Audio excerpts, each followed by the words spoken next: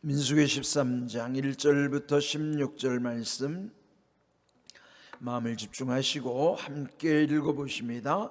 여호와께서 모세에게 말씀하여 이르시되 사람을 보내어 내가 이스라엘 자손에게 주는 가나안 땅을 정탐하게 하되 그들의 조상의 가문 각 지파 중에서 지관된 자 한 사람씩 보내라. 모세가 여호와의 명령을 따라 바란 광야에서 그들을 보냈으니 그들은 다 이스라엘 자손의 수령된 사람이라.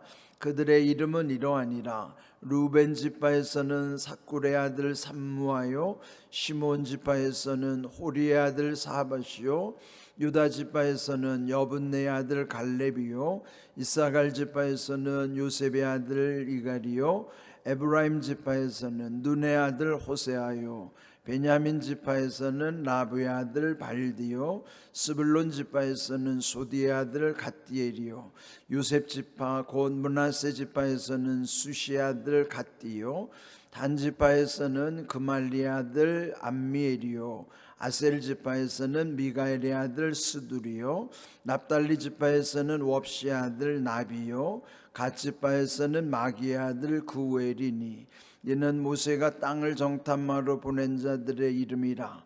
모세가 눈의 아들 호세아를 여호수아라 불렀더라. 아멘. 민수기는 광야에서 또 특별히 이스라엘 백성들이 겪은 여러 가지 일들, 또 그 사건들에 대한 기록이기도 합니다.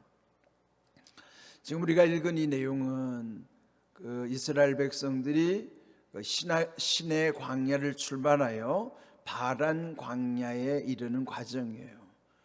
이제 여기 민수기 광야에 대한 내용들이지만은 이미 출애굽기에서도 보면은 홍해를 건넌 이후에도 수르 광야, 신 광야를 거쳐서 시내 광야에서 1년 정도 체류를 하게 된 것이죠. 그리고 시내 광야 다음에 중요한 광야가 바란 광야예요. 이렇게 이 모든 것을 다 기록한다기보다는 성경은 이렇게 의미 있는 장소, 또 역사적인 곳을 특별히 기록하고 또 거기에서 우리에게 주시는 또 교훈이 있는 것입니다. 근데 여기 왜 바란 광야가 중요한가 하면 이제 이 본문에서 하나님은 그 12지파의 각 대표를 부르시고 그들로 하여금 가나안을 정탐하게 하시는 거예요. 그러면 이제 그 가나안을 정탐하게 하시는 까닭은 그들이 먼저 거기를 선발대로 들어가서 돌아온 다음에 그 백성들 앞에서 그 보고를 하게 되잖아요. 이제 그럴 때 그들이 보고 온 그 보고 내용이 결국은 그 민족의 그 진로를 결정하게 되는 거예요. 그러니까 이미 이제 우리는 알고 있는 내용이죠. 14장에 가면 아주 중요한 것.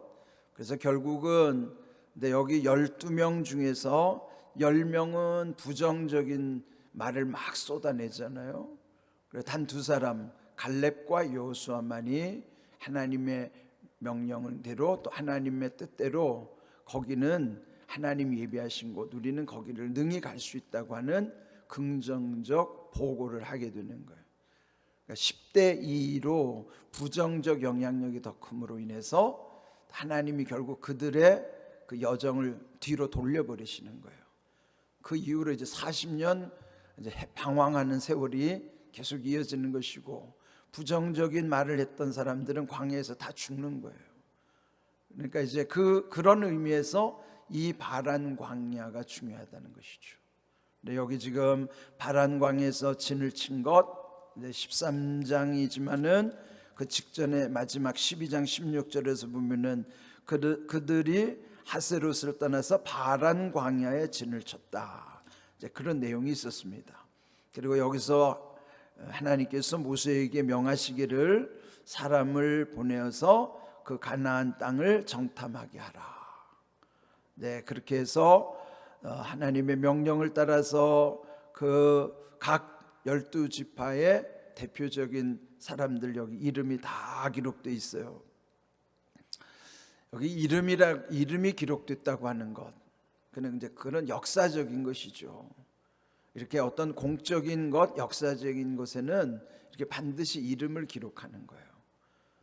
그렇다면은 그들 개인으로서도 얼마나 영광스러운 일이겠습니까?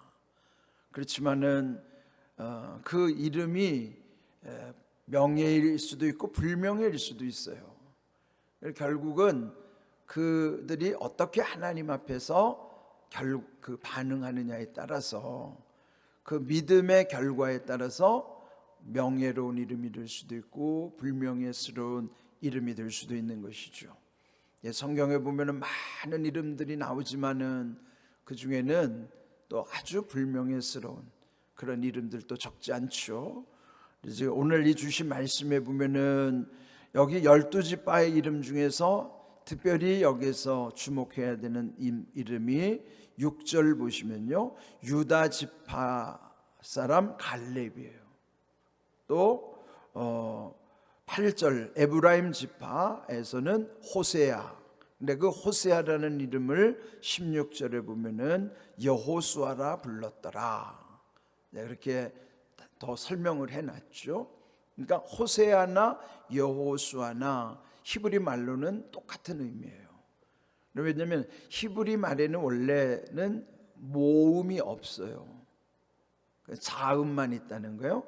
그러면은 그 모음을 어디에 붙이느냐에 따라서 소리가 좀 달라지긴 하지만 자음으로 표시하면 똑같은 뜻이란 말이에요. 호세아나 여호수아나, 그래서 다 똑같은 의미인데 그것이 이제 그 헬라어로 번역되면은 그 이름이 예수가 되는 거예요. 예수.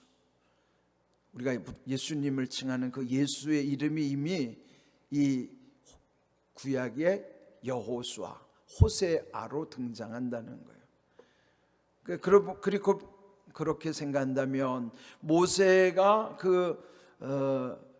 가나안 들어가기 전에 결국은 이 여호수아에게 그런 리더십을 다 이양하게 되잖아요.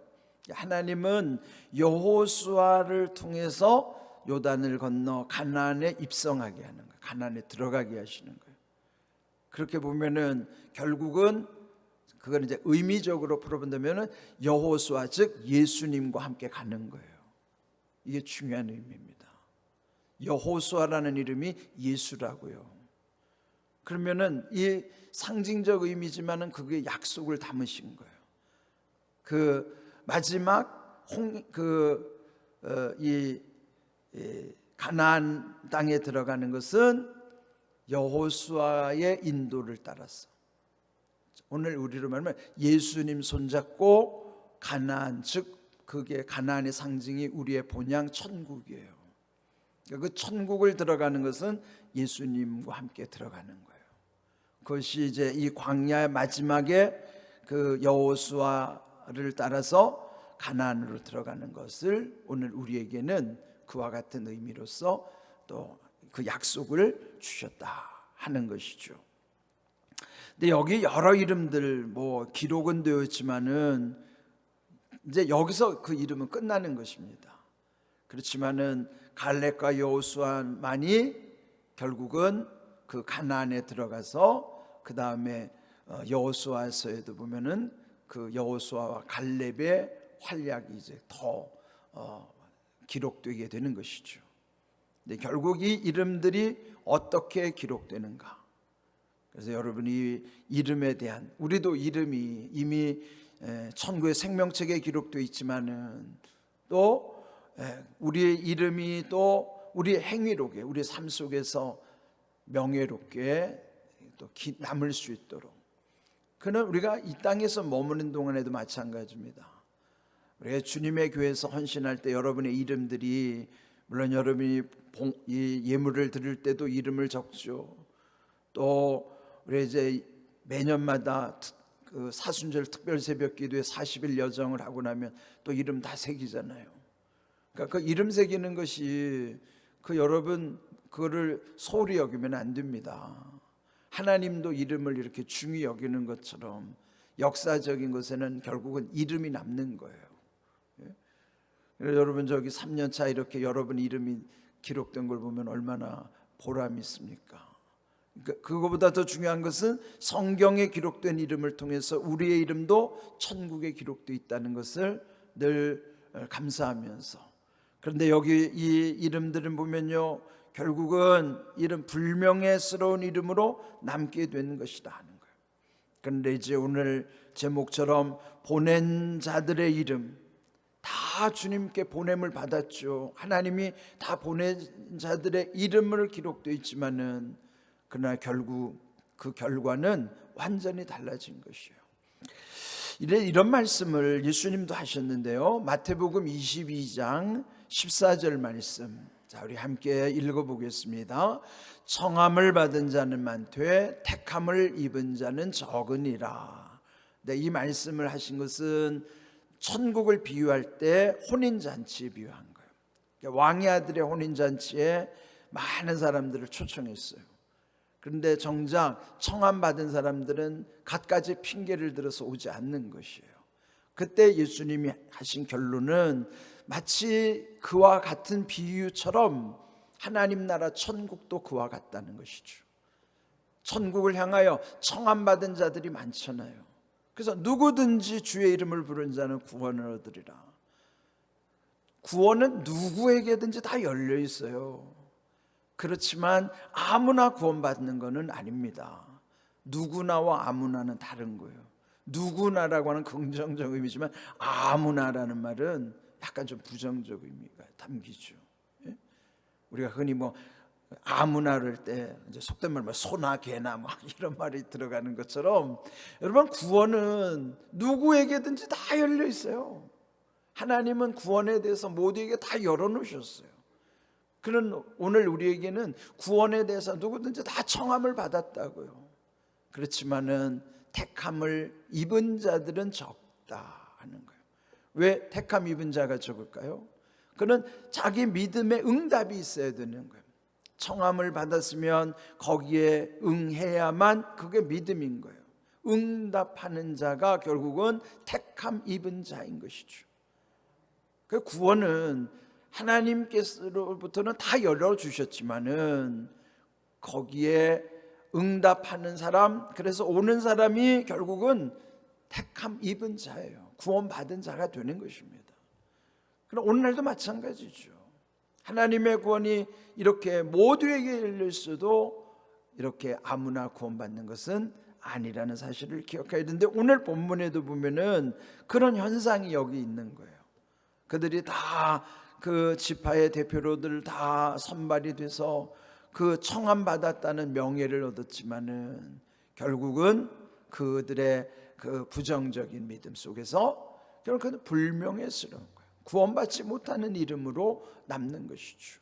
그러나 두 사람 갈렙과 여호수아만은 그 이름이 영광스러운 자리에 이르게 된 것처럼 오늘 우리도 주님 앞에서 이렇게 정말 끝까지 영광의 자리에 이를 수 있도록, 지금 이 광야, 인생의 광야의 길을 가는 것은 거룩함의 과정, 성화의 과정 중에 있는 것이고, 마지막에 그 가나안 들어가면, 즉 천국에 들어갈 때에 성화는 뭐로 바뀌죠? 영화로 바뀌는 거예요. 영화라는 영광스럽게 변화된다는 것이죠. 그래서 이렇게 끊임없이 성화의 과정을 가야만 그 마지막이 영화롭게 바뀌어지는 거예요. 우리 이런 그런 귀한 소망 가운데서 늘 하나님의 은혜를 기억하면서 살아갈 수 있도록, 그것이 귀한 우리의 믿음을 지키는, 늘 하나님의 은혜를 잊지 않고 주님의 은혜를 해서 그 주시는 은혜에 머무르지 아니하고 또 더욱 크신 은혜를 주신다고 말씀하셨기 때문에 더욱 크신 은혜를 사모하면서 살아가는 것입니다. 오늘 이 귀한 말씀을 통해서 더욱 하나님 앞에서 우리의 믿음이 온전해져 갈 뿐만 아니라 더욱 크신 은혜 가운데 천국에 이를 때까지 길을 잃어버리지 않도록, 또 곁길로 가지 않도록 온전한 하나님의 은혜 가운데서 복된 삶이 되기를 주님의 이름으로 축복합니다. 아멘.